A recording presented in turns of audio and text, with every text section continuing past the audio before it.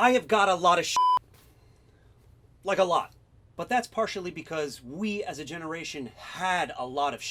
Are toys even that much of a thing for kids anymore? It's all smartphones and PS box switches, isn't it? Well, there's Marvel and to a lesser extent DC and Star Wars figures, but those are as much for melancholy 45-year-olds as they are for children, aren't they? Yes, I do this willingly and with a stupid smile on my face the vast majority of the time. Because if I'm doing my part to keep the child inside here, playing and dancing like no one's watching. Scratch that. Dancing like a kid dances, which is without giving two shits who's watching. Well, at least I'm keeping the child alive. And when doing so, I am feeling better about my life in general. But my addiction isn't an unvetted straight line towards indulgence without restraint, regret, ambivalence, or flat out shame. It's got all that because, well, I collect derivative yet creative mass-produced pop culture merchandise used to cross-market media that I've assigned an excess of sentiment as a deficient coping strategy for dealing with inevitable loss and mortality. I'm a nerd, or whatever you want to call it, but let's not pretend, say, sports fanatics are any different. Oh, you have posters or DVDs or VHS tapes from 30 years ago, or newspaper cutouts chronicling the wins of a team, jerseys with some other guy's name on your back, like an actual person, like a real person walking around in the world. You have his name on your back. Okay, yeah. Me and Skeletor. Totally different. This motherfucker. Anyway, my particular variant of the collector bug has a very strange cycle indeed. First, the feeling hits. Brought on innocently by a daydream coming across an item, a sight, a sound, a smell, prompting a mental trip and stumble into a deeper thought of something vague or specific from your past. A place with ambience of family, friends, freedom, endless time, and joy. And yes, I know it wasn't all joy in reality. But you know how your mind plates everything in gold. The further back the memory, the higher the carat. And your heart warms, and you ache to go back to that time and place. With those people, and be that younger version of you again too. You miss it all so terribly. And then your engine revs. A drive propels, and you search. Usually, it starts with an innocent Google search. Looking up an old song or a movie or a TV show from that specific time from which you slide into a suffocating yet warm embrace of nostalgia. Then that media trip turns into a search for the tangible, whether it's through your attic or basement, and photo albums, but I don't recommend that. That's a bit too pure and uncut. Or you pull out your virtual life device and scroll through eBay, Mercari, or even Goodwill.com. You search for items that reinforce that feeling, those memories. Because to own that thing again would in some way mean you haven't lost that time in your life. It's merely ticked on in the background, but hasn't expired. And with that thing in your possession again, you can sort of maybe visit that past time. Kind of like time travel. That purchase is like a little desperate DeLorean you really hope can reach 88 miles per hour. You buy them, unwrap them, reconnect with them tactily and limbically before the fall back to the present. The depressing sting. A sobering moment that you could swear is marked by a cold gust of wind howling through a hollow compartment where childhood once swelled. Then you display them. Then you do this again. Then you do it again and again. You do this too often. And then you begin to develop artisanal and scholarly lenses through which you view what you've collected. And because of those now developed lenses, you feel warranted to indulge in other things. Every manufactured good that aims to prey on your addiction. The reissues, the high-priced adult collector items that celebrate the old and beloved, as well as showboat in the technical and high-end. The upgrades. Suddenly your searches are including Mattel Creations, HasLab, BBTS, and before you know it, in different tabs in the same browser, you're routinely watching overly detailed reviews of plastic and die-cast relics from 1983, while you've pre-ordered crowd-funded playsets that won't even be out for another year, which is good because you have no f***ing place to put it right now. Then you buy shelving, then more shelving, better shelving, more collector's items, finish the basement of your home to contain said items that multiply and spread, that feed off of your money and your longing and a growing dependency on it all. And it's satisfying and makes you happy, but also burns, but you stifle that burn with the continued chasing of the cooling and soothing happy that precedes the next burn. And you wrap this whole process up with an ornate ribbon of justification. Because what are you? You are a collector. To explain why people like me do this to people who don't it can be a bit shameful of an endeavor, and I'd rather not. You can go ahead thinking that I have a mental health issue, and you're not wrong.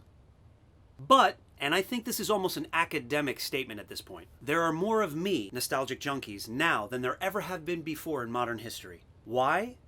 Because the children of the 80s and early 90s, who tasted the perfection of a youth drowning in an unvetted, unregulated decadence of toys, movies, cartoons, video games, loud, brazen music that celebrated the arrogance and privilege of being a kid at that time, had it so good that we'll essentially throw obnoxious amounts of money and effort at anything that makes us feel like we still have a foothold in our childhood. No generation before us mourned the loss of their youth like we did. Like some of us still are. And that's how things got to this point. And I think I am at that point. The one where I might begin to admit this is too much. How many pop culture heirlooms are needed to keep my delusion and my memoriam alive? How many items substantiate and keep my title as collector a legitimate one? So what if I decide to downsize, purge, sell the majority of my collection? What would stay and what would go? Furthermore, if I had to make a list, top 50, 3. The 3 most important items in the collection. The 3 items that most embody the sweet air of my childhood. The euphoric magic of the time. Someone once asked me, if the house was on fire and I had to save 3 things, what would they be? Well, here we go. In the 80s, there were 3 main brands. Don't get me wrong, there were tons, and many held their own. But with definitive certainty, there was a holy trinity that rose above the rest. Transformers, Masters of the Universe, and G.I. Joe, A Real American Hero. Walk into any household with children in the 80s. Well, hold on, if you identified as male and you were growing up back then, there'd be nearly a 100% chance that in your room you'd have Transformers, a couple Joes, and a few Motu figures strewn about. And I was no different. Toys from these 3 lines were the main events of my play scenarios, with very honorable mentions going to Voltron, Mask, and DC Superpowers. But if we're going to talk the crazy talk about picking just 3 items, then it's only fitting that it be one from each of the big 3. The Transformers, more than meets the eye. Autobots wage their battle to destroy the evil forces of the Decepticons. The Transformers, more than meets the eye.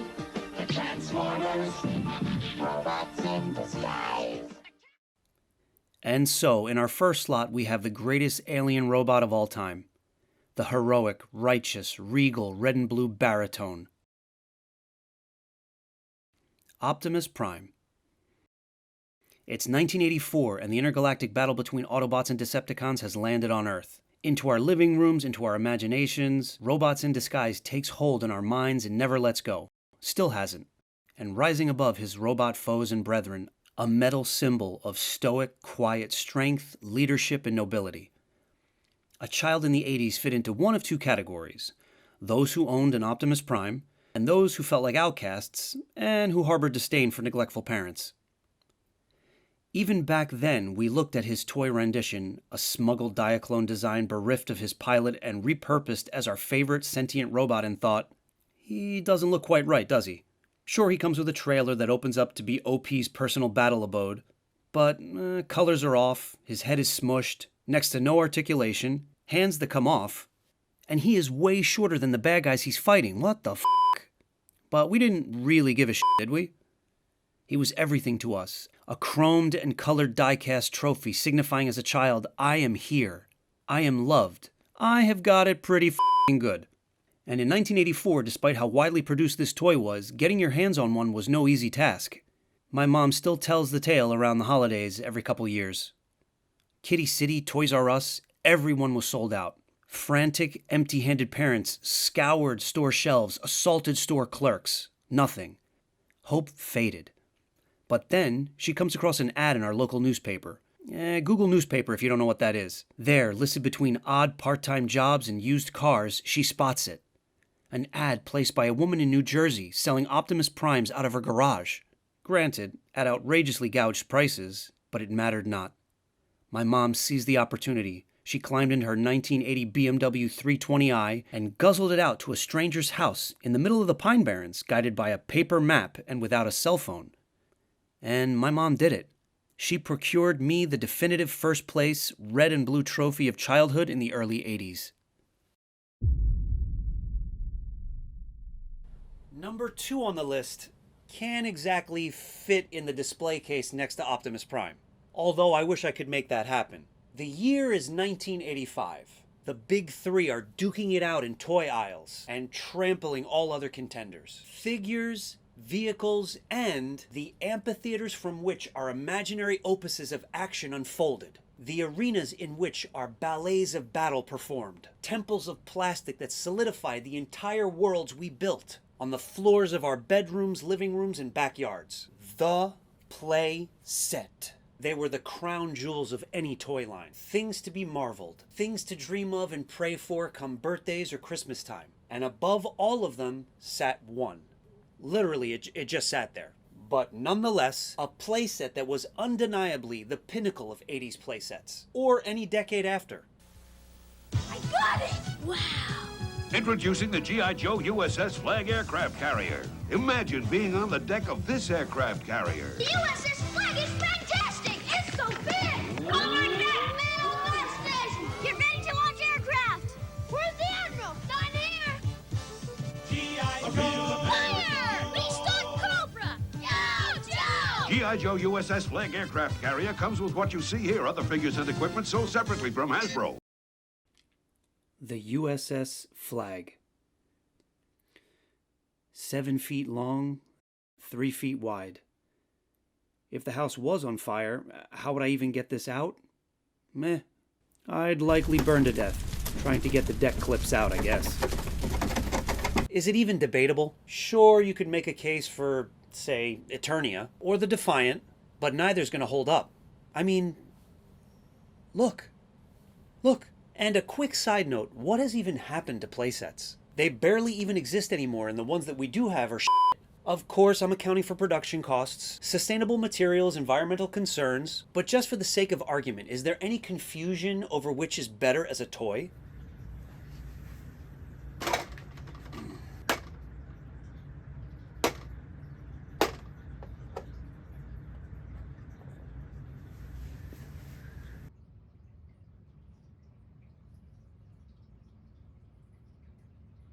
No, right? I didn't think so.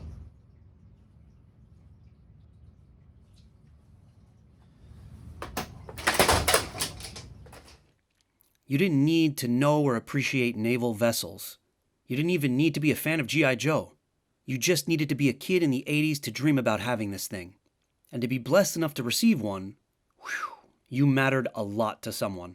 For some parents, treating their child to something this extravagant was, in itself, an expression, a communication, or a representation. And as cringy as that sounds, I mean exactly that. My father didn't say I love you. Never once said it to me. Don't jump to any conclusions. I'm not in any way offended, slighted, or hurt by the lack of verbal declaration on his feelings for me. My father immigrated here in the late 70s after being raised in an orphanage with, let's just say, less than nurturing circumstances. No parent ever really loved him. No one ever showed him how to do that, let alone say it in broken English.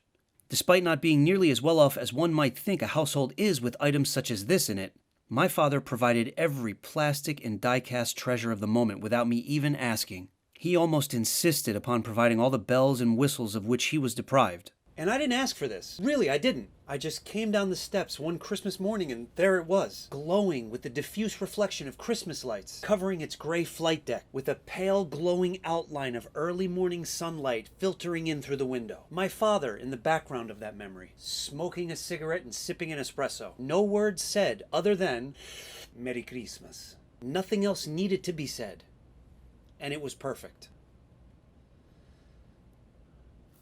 Until my brother came downstairs. His eyes as big as saucers and a nefarious grin on his face, looking at my beautiful flag with devious intent. I asked him not to touch it, to leave it alone. I demanded he leave it alone. So he stepped on it. He didn't break anything, thank God, since this is a durable old gal. But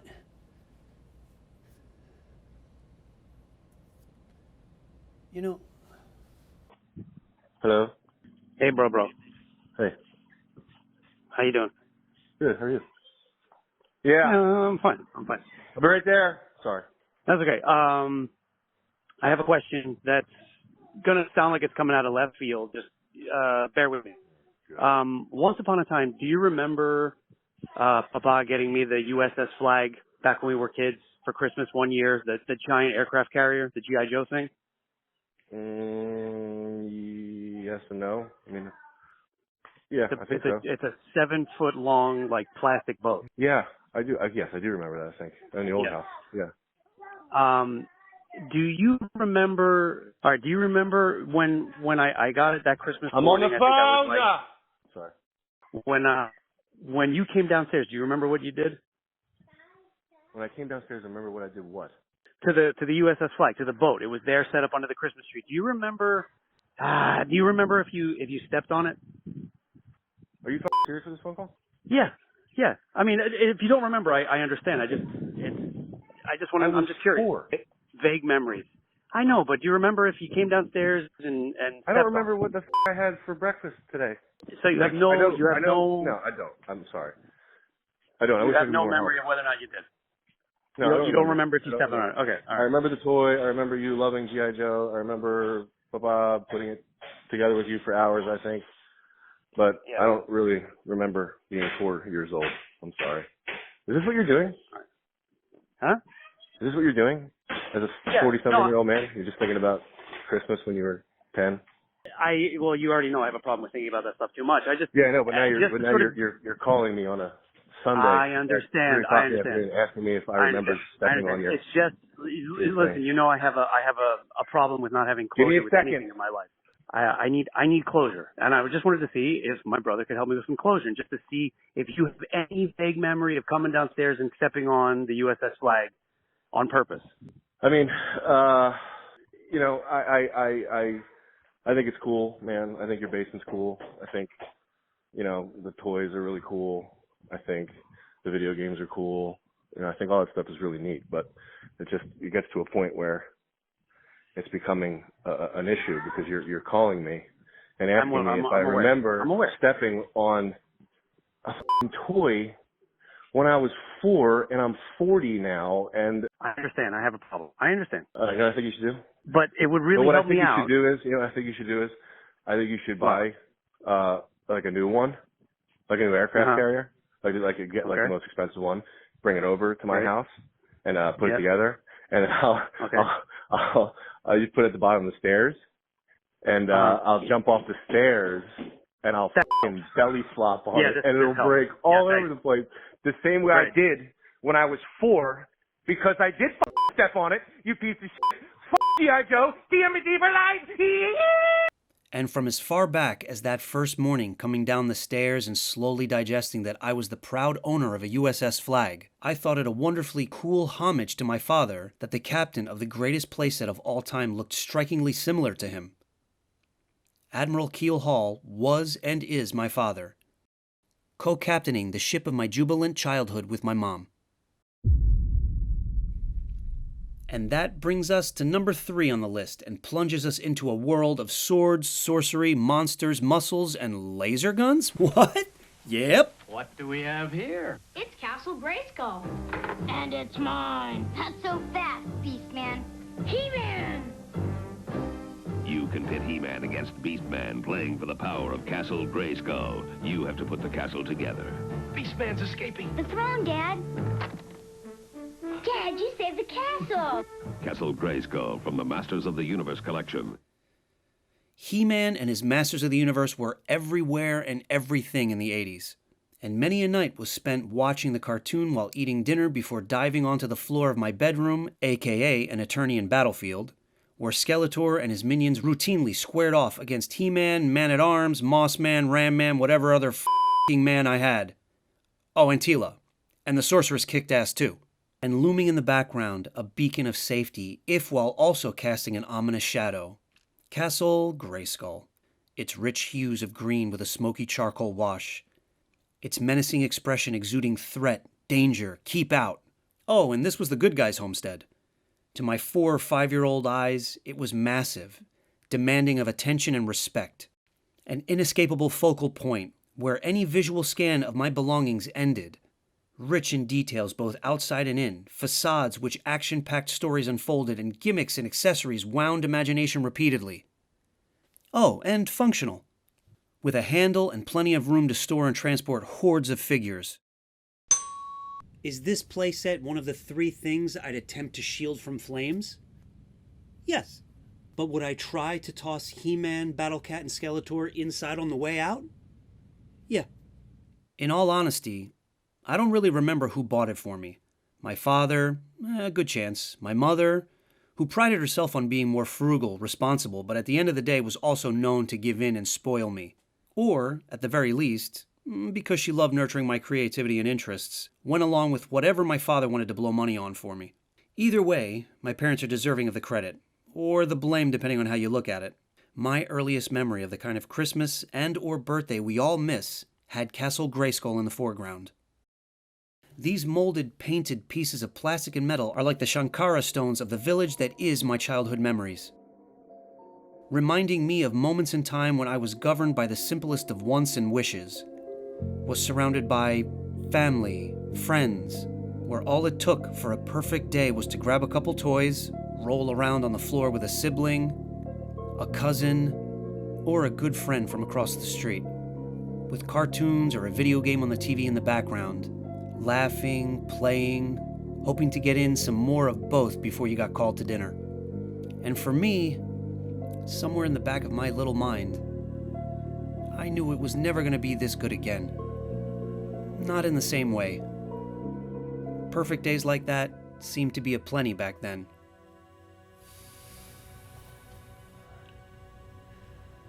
But some days, the amount of time between those days and today is more difficult to deny. There are days where the scuffed and paint-worn faces of my collection just look tired, exhausted from carrying the weight of the importance I've assigned them. Some days they look at me like, oh, give me a f***ing break, will ya? It's okay to hold on to things, to covet, to cherish, to honor, to reminisce, because they represent the love of a parent, a sacred time, or just because they make you happy, or not as miserable as you'd be if you didn't hold on to them. Collecting can be a way to keep things besides the actual things, which I think is fine if your past isn't everything that you are, as long as you're also here in the now. Otherwise, you're just a ghost of your own life. You're anything but youthful. Collecting, for me, keeps the child inside alive. No matter where you stand on how one should go about doing it, I truly believe keeping that kid alive is vitally important. And I'll just leave it at that.